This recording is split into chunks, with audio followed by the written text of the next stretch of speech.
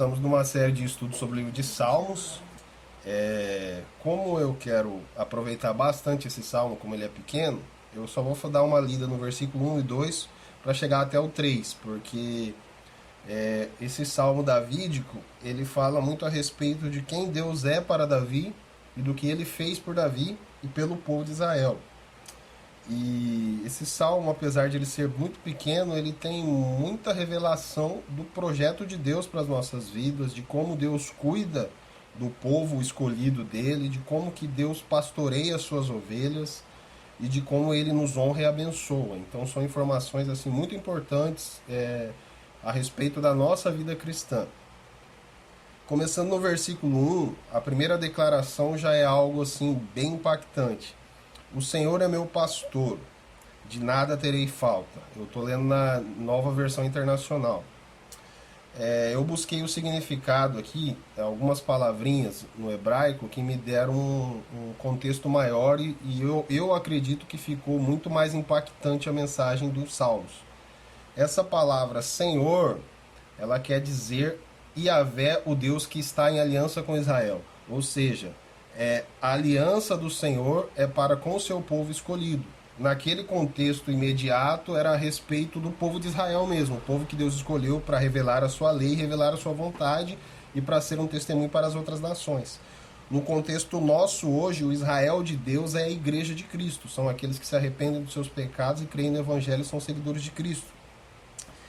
E aqui Davi ele usa a metáfora do pastor e das ovelhas, porque o pastor ele pastoreia ovelhas. E o pastor, no contexto da cultura hebraica, ele pastoreia com muito cuidado e com muito zelo, porque a ovelha ele é um animal muito ingênuo, ele é um animal muito fácil de ser enganado e ele come qualquer coisa que você coloca na boca dele. Então o pastor ele precisa estar muito atento para ele não permitir que a ovelha se machuque ou às vezes coma alguma coisa estragada, alguma erva venenosa. Então por isso o pastor precisa estar muito próximo, tem que ser muito cuidadoso, porque a ovelha é um animal muito ingênuo. Então por isso que o salmista fala, o Senhor é meu pastor, nada me faltará. Então o cuidado de Deus ele é muito próximo do seu povo, porque Deus é que nos sustenta com a provisão natural, com a provisão para a nossa alma, para o nosso emocional, para o nosso psicológico e com a provisão espiritual. Então o nosso sustento vem de Deus. Então essa declaração de Davi, apesar de ela ser muito popular e muito conhecida, ela tem um impacto muito forte para as nossas vidas, muito mais para a vida dos cristãos, apesar de o Salmo 23 ter sido um salmo muito popular no mundo, né? Se você for ver, se você for estudar a respeito, o livro de Salmos é o livro mais lido do mundo e o Salmo 23 é o salmo mais conhecido no mundo. As pessoas gostam muito desse salmo, mas ele tem um significado todo especial para o povo de Deus, que tem aliança com Deus, no nosso contexto atual, e para o contexto da época que ele foi escrito para o povo de Israel. No versículo 2, ele traz a ideia de como é feito esse pastoreio do Senhor para com as nossas vidas. Ele nos conduz por verdes pastagens, e literalmente o pastor ele precisa conduzir a ovelha por verdes pastagens, porque se a ovelha for conduzida por um pasto que está cheio de ervas daninhas, que está cheio de vegetações que tem coisas que vão prejudicar a sua saúde, ela vai comer qualquer coisa. Então o pastor ele precisa ir na frente, abrindo realmente, fazendo o pasto, né, limpando o pasto, para que a ovelha venha comer exatamente aquilo que ela precisa para o seu sustento. Então esse cuidado de Deus para com o seu povo, muito próximo, trazendo mais para o sentido espiritual, para que o seu povo se alimente com comida espiritual saudável, para que nós não venhamos cair em engano, para que nós não venhamos ser enganados pelo inimigo. Esse cuidado de Deus tem que ser muito próximo. Porque se a gente for trazer o contexto da Bíblia, quando Deus permitiu que a sua criação fosse tentada pela serpente, eles caíram em pecado. Eles sucumbiram à tentação. Então agora Deus, ele separa o povo e ele cuida muito próximo para que esse povo não seja enganado pelo tentador, pelos inimigos, pelos adversários, para que eles permaneçam nas pastagens que vão dar o mantimento que ele precisa. E eles são também, as ovelhas são guiadas para as águas tranquilas, para que realmente o pastor garanta que as ovelhas se alimentem bem e tenham uma água saudável que também não venha prejudicar a sua saúde. Nessa metáfora do pastor sendo o Senhor, aquele que tem aliança com Israel, e as ovelhas, aquelas que são completamente dependentes de Deus. No versículo 3, agora eu vou explicar por que eu escolhi essa versão, nova versão internacional, porque aqui traz um significado diferente da versão que nós estamos acostumados, que é mais tradicional, né? Que a gente está acostumado com o versículo começando como? Refrigera a minha alma, né? Aí eu fui estudar um pouquinho, eu peguei duas versões, peguei a Almeida Corrigida, que é a mais tradicional, e a nova versão internacional. Na Almeida Corrigida, o refrigério está ligado ao consolo da alma. Seria um consolo nas emoções, um consolo no sentido das perdas. Isso é uma ideia boa também, é uma ideia bacana.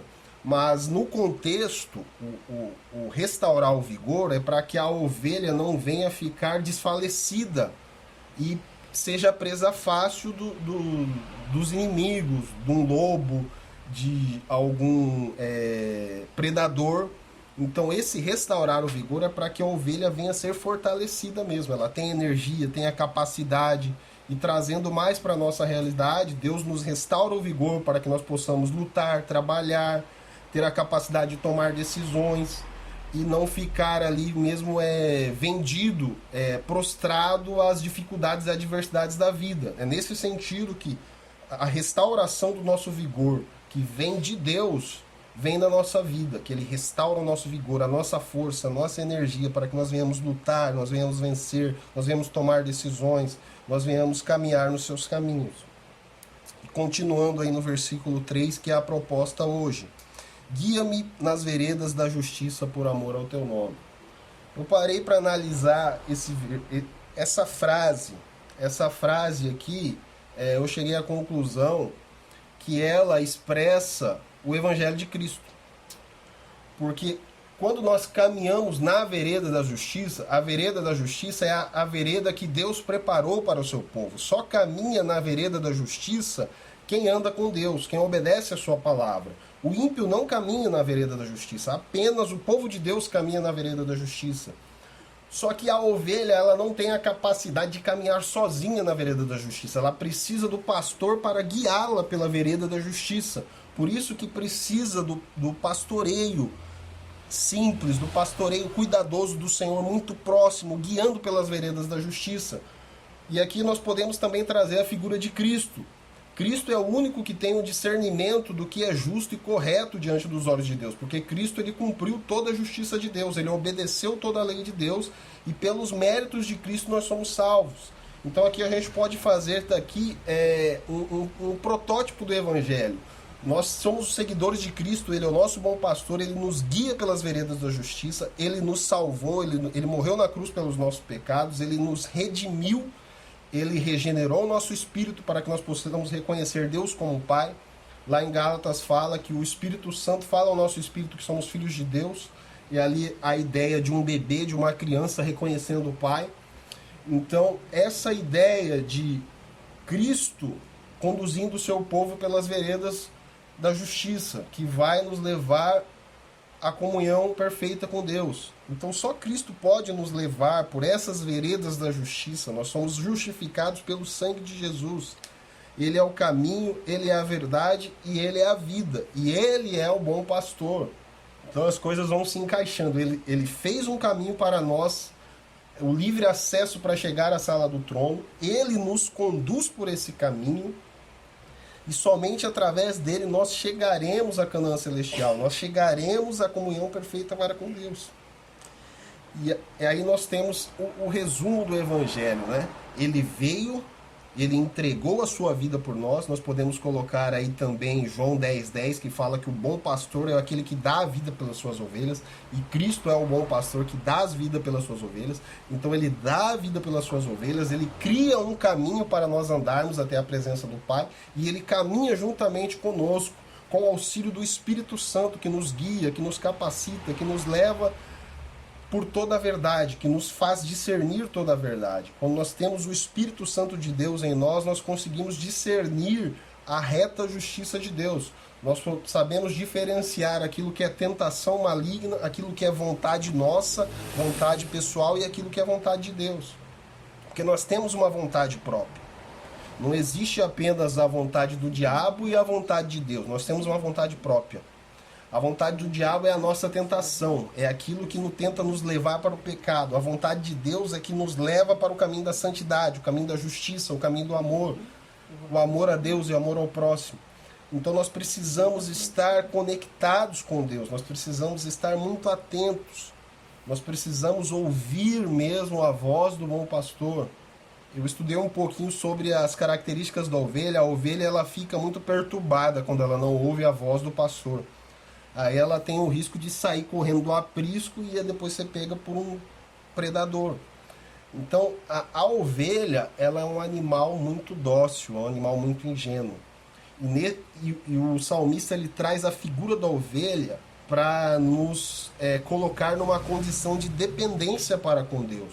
Nós dependemos da graça de Deus, nós dependemos das misericórdias de Deus. As misericórdias do Senhor se renovam a cada manhã, as misericórdias do Senhor perdoou todos os nossos pecados, a graça do Senhor nos deu vida e vida em abundância, e um dia nós seremos glorificados para com Deus. Então o processo completo da salvação, nós fomos justificados pelo sacrifício de Cristo, nós estamos sendo santificados pela palavra que nós recebemos, e um dia nós seremos glorificados, nós receberemos um corpo glorificado que não terá mais a capacidade de pecar, mas apenas obedecer à vontade de Deus.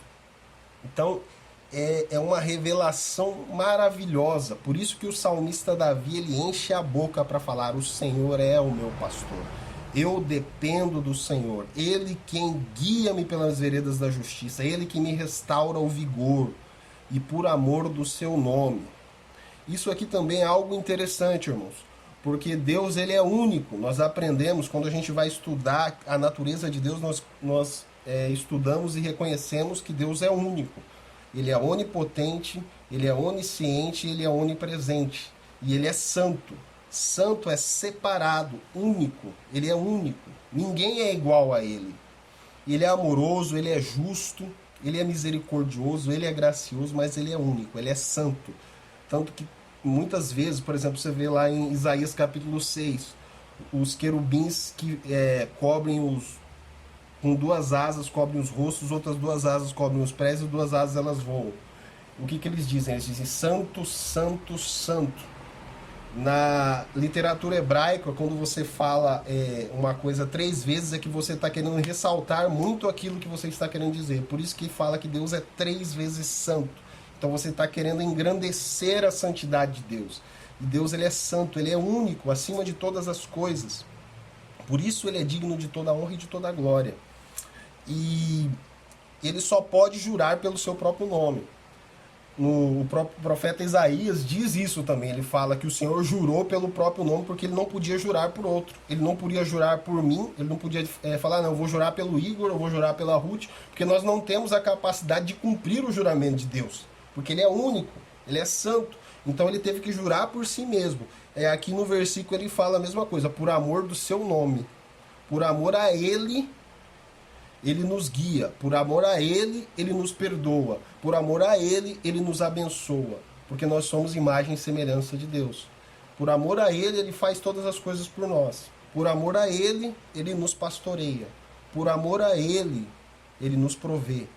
Então é uma verdade assim maravilhosa, gigantesca, que enche o seu coração mesmo de esperança, de fé, de vigor, restaura realmente o seu vigor. Quando você reconhece o tamanho do seu Deus, você reconhece que Deus está acima de tudo e de todos. Esses dias atrás teve uma conversa no Facebook com um certo rapaz aí que era, entre aspas, um pastor, porque eu acho que um cara desse aí, ele tem que tomar muito cuidado para falar isso, falando que Deus não estava no controle porque o coronavírus estava alastrado pelo mundo. Deus está no controle de todas as coisas. Apesar das dificuldades estar acontecendo, Deus tem um plano acima de todas as dificuldades. Essas situações que estão acontecendo no mundo, Deus sabe de todas elas e Deus está no controle delas. Deus até usa situações dessa para disciplinar o mundo, para julgar o mundo. Deus já usou situações assim para julgar o povo de Israel. Davi foi fazer um recenseamento sem a ordem de Deus, porque o coração dele se encheu de orgulho, ele foi incitado por Satanás, e Deus julgou o povo por causa dele. E lançou uma praga sobre o povo por causa do erro de Davi. Então, o mundo está passando por dificuldades porque Deus está disciplinando o mundo. Deus está ensinando algumas lições para nós através dessa dificuldade. Vai chegar um momento que isso vai passar, mas nós temos que aprender com os juízos de Deus. Existem os juízos temporais de Deus e existem os juízos eternos. Nós estamos passando por juízos temporais. E a gente precisa entender o seguinte: para os filhos de Deus, o juízo é disciplina, ele quer te corrigir. Agora, para os ímpios, o juízo, infelizmente, não gostaria que acontecesse isso, é destruição. Porque são aquelas pessoas que não querem dar ouvido à voz do Senhor, não querem ouvir a vontade do Senhor. Hoje eu fiz uma postagem no Facebook, eu até pedi autorização para a Ruth. Falei, amor, ó, eu acho que tá meio pesado essa postagem, me ajuda a ver isso aqui. Aí falou assim, pode? Pode. Eu peguei e falei assim, gente, o amor e a justiça de Deus estão juntas. Nesse exato momento, Deus, ele usa o amor com misericórdia. É um aspecto do amor. A misericórdia, ela é fruto do amor. Vai chegar um momento que as portas da graça vão fechar, aí o amor será usado com justiça. Porque Deus não pode tratar igual aquele que obedece daquele que desobedece. Por um determinado momento, a misericórdia está sobre todos. Sobre aqueles que obedecem e aqueles que desobedecem. Mas vai chegar um momento que vai ter que ter a separação. Porque senão o justo vai ficar sofrendo com o injusto pro resto da vida. Já pensou o resto da eternidade a gente sofrendo com as injustiças? É justo isso? Não é justo. Então é por isso que o amor de Deus ele se manifesta agora com misericórdia e graça para com aqueles que obedecem, aqueles que se reconhecem os seus pecados, e ainda com tolerância em cima dos pecadores, tolerando os seus pecados até o dia do julgamento. Porque no dia do julgamento aí resta a justiça. Aí, infelizmente, vai ter a separação. Infelizmente, terão aqueles que vão para bodas do Cordeiro e aqueles que vão para o choro e ranger de dentes. Infelizmente. Infelizmente, isso vai acontecer. Por isso, nós temos que anunciar as boas notícias da salvação. Falar, gente, as portas da graça ainda estão abertas. As portas da graça ainda estão abertas. O Senhor pode ser o seu pastor se você se arrepender dos seus pecados e crer no Evangelho. Ele pode pastorear a sua vida. Ele pode renovar o seu vigor. Ele pode te dar capacidade. Ele pode te dar força. Ele pode te dar coragem para vencer. Sobre todas as situações, sobre todos os momentos. Eu não vou entrar no contexto do próximo versículo, senão fica ruim para o próximo pregador. Vamos ficar por aqui mesmo, porque esse salmo aqui, você começa a falar, você já quer falar os outros versículos, mas vamos ficar por aqui. Que seja gravado isso. O Senhor é quem revigora o vigor daqueles que obedecem, aqueles que são aliançados com o Senhor. Se nós somos aliançados com o Senhor revigora o seu vigor, a sua energia, a sua capacidade. Ele cuida de você, ele cuida como um pastor, cuida de uma ovelha de forma cuidadosa, amorosa, de forma carinhosa. Esse é o cuidado do Senhor para as nossas vidas. Esse é o cuidado do Senhor para aqueles que têm aliança com Ele. O Senhor Yahvé, ele é aliançado com Israel. O Senhor Yahvé é aliançado com a igreja, o Israel espiritual. E se você faz parte da igreja, se você faz parte do corpo de Cristo, você tem uma aliança com Ele e Ele cuida de você. E Ele é o seu pastor. Amém? Glória a Deus.